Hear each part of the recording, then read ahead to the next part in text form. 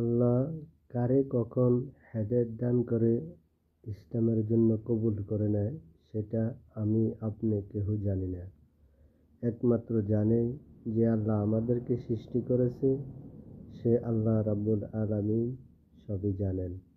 তাই আমরা আল্লাহর বান্দাবান্দি, নিজেরা নিজ থেকে আমরা নিজেরা কিছুই জানি না একমাত্র আল্লাহর হুকুম ছাড়া। আর আল্লাহ সুবহানাহু ওয়া তাআলা সবই জানে বান্দা ছাড়া এবং বান্দার হুকুম ছাড়া। কেন? আল্লাহ রাব্বুল আলামিন সব কিছু দেখেন বান্দার চোখ ছাড়া, আর বান্দা কোনো কিছু দেখে না আল্লাহর চোখ ছাড়া। তাই আল্লাহ যে আমাদেরকে নাজ নেয়ামত দিয়েছে, তাই হাজারো কোটি বছর যদি সেজদায় পড়ে থাকি তাও আল্লাহর শুকরিয়া আদায় হবে কিনা তাও জানি না।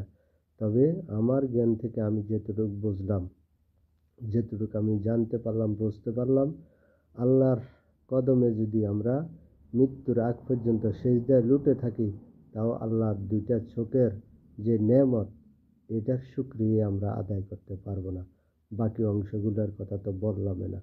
তো এই জন্য আমরা আল্লাহর সাথে কাউকে তুলনা করব না, আল্লাহর সাথে কাউকে শরিক করব না, আল্লাহর সাথে কোনো আল্লাহর অপমানজনক এরকম কথা বলবো না, আল্লাহর সাথে শরিক বেদাত হয়ে যায় এরকম কথা কোনো বলবো না। যেটা আল্লাহ আমাদেরকে দুনিয়াতে দান করেছেন তার জন্য আল্লাহর কাছে আমরা শুকরিয়া জ্ঞাপন করি যে আল্লাহ মহান, আল্লাহ শ্রেষ্ঠ, আল্লাহ একক, আল্লাহ অদ্বিতীয়। আল্লাহর সাথে কাউকে তুলনা করা যায় না।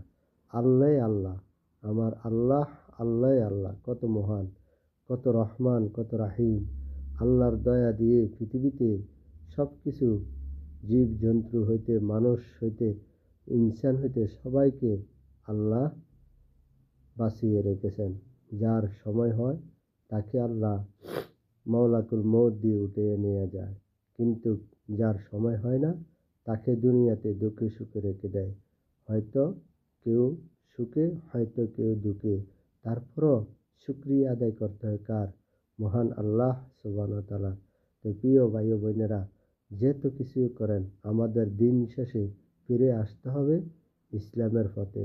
আমরা যদি ইসলামের পথে না আসি আমাদের এই জীবন ধন্য হবে না।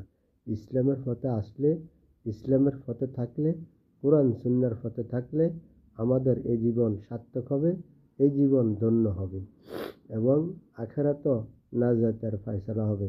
জানি না আমার মতন গুনাহগারের এই কথা আপনাদের কাছে কতটুকু ভালো লাগবে, কতটুকু প্রিয়।